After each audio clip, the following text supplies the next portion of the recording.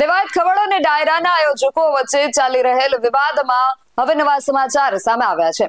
પોલીસે ફરિયાદ ન લેતા દેવાયત ખવડ હાઈકોર્ટ પહોંચ્યા હતા અને આરોપીઓ સામે એફઆઈઆર નોંધવા અરજી કરી હતી. એટલે હવે આખરે પોલીસે ફરિયાદ નોંધી છે. શું છે સમગ્ર વિગત જાણીએ અહેવાલમાં. જય હિન્દ.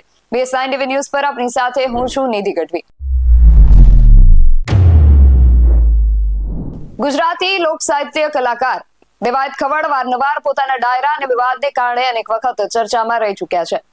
જેમાં પૈસા લઈને ડાયરો કરવા ન આવવાનો આરોપ લગાવી તેમની ગાડીમાં તોડફોડ કરવામાં આવી હતી. ત્યારબાદ દેવાયત ખવડે વિડીયો શેર કરી પુષ્ટિ કરી હતી કે મેં ખોટું નથી કર્યું, આયોજક પાસેથી પૈસા નથી લીધા. સમગ્ર મામલે દેવાયત ખવડ પોલીસ ફરિયાદ કરવા માટે પહોંચ્યા હતા, પરંતુ ફરિયાદ ન લેવામાં આવતા અંતે ખવડે હાઈકોર્ટના દ્વાર ખખડાવ્યા હતા.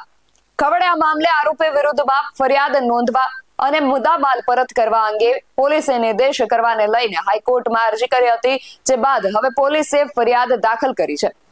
21મી ફેબ્રુઆરીએ દેવાયત ખવડની કાર પર હુમલો થયો હતો. એ પછી સમગ્ર મામલે આયોજક અને દેવાયત ખવડ ચર્ચામાં આવ્યા હતા. જોકે ગાડી પર હુમલા મામલે દેવાયત ખવડે પોલીસ ફરિયાદ કરવાનો પ્રયત્ન કર્યો હતો, પરંતુ પોલીસ ફરિયાદ નોંધી નહીં રહી હોવાનો ખવડે દાવો કર્યો હતો. જોકે સમગ્ર મામલે પોલીસ ફરિયાદ નોંધાવવા માટે ખવડે હાઈકોર્ટમાં અરજી કરી હતી. ઉલ્લેખનીય છે કે 21મી ફેબ્રુઆરીએ દેવાયત ખવડની કાર પર હુમલો થયા બાદ તેમની કાર ગાયબ થઈ ગઈ હતી. 21 ફેબ્રુઆરીએ અમદાવાદ ગ્રામ્યમાં દેવાયત ખવડે 2 પ્રોગ્રામમાં હાજરી આપવાની ડીલ કરી હતી. જોકે બાદમાં એવી ચર્ચા થઈ હતી કે સનાથલના પ્રોગ્રામમાં દેવાયતે પૈસા લીધા છતાં તેઓ પ્રોગ્રામમાં હાજર નતા રહ્યા. તેથી આયોજકોમાં રોષ હતો અને બીજા દિવસે કાર લેવા પહોંચ્યા ત્યારે તેમના કાર પર હુમલો કરવામાં આવ્યો હતો.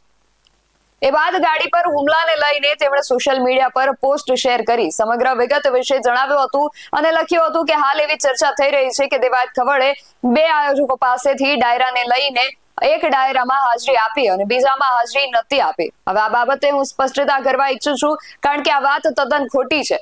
તેમણે આ સાથે સીસીટીવીના ફૂટેજ પણ આપ્યા હતા અને કહ્યું કે જે ડાયરામાં મેં હાજરી આપી તે સનાથલમાં તમે આયોજકના સીસીટીવી ચેક કરો.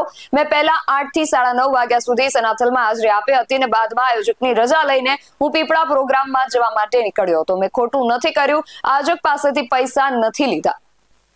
આ બધા વિવાદો વચ્ચે પ્રશ્ન ગુજરાત પોલીસ પર ઉઠી રહ્યો છે કે આ પોલીસ ગુજરાતમાં મોટું નામ અને પ્રતિષ્ઠા ધરાવતા વગદાર લોકોની પણ ફરિયાદ નથી લેતી, તો આમાં સામાન્ય માણસોની શું હાલત થતી હશે? ખેર, આ મામલે હવે છેક 15 દિવસના અંતે ફરિયાદ નોંધવામાં આવી છે, માટે હવે આગળ શું કાર્યવાહી કરવામાં આવે છે તે તો હવે જોવું રહ્યું. પરંતુ આ વિશે તમારું શું માનવું છે અમને કમેન્ટ કરીને ચોક્કસથી જણાવજો. આવા જ વધુ અહેવાલો સાથે મળતા રહીશું. તમે મારી YouTube ચેનલને સબસ્ક્રાઇબ કરવાનું અને અમને Facebook અને Instagram પર ફોલો કરવાનું ભૂલશો નહીં. બાકી અવનવી અપડેટ્સ માટે આપ જોતા રહો BSI TV ન્યૂઝ. નમસ્કાર.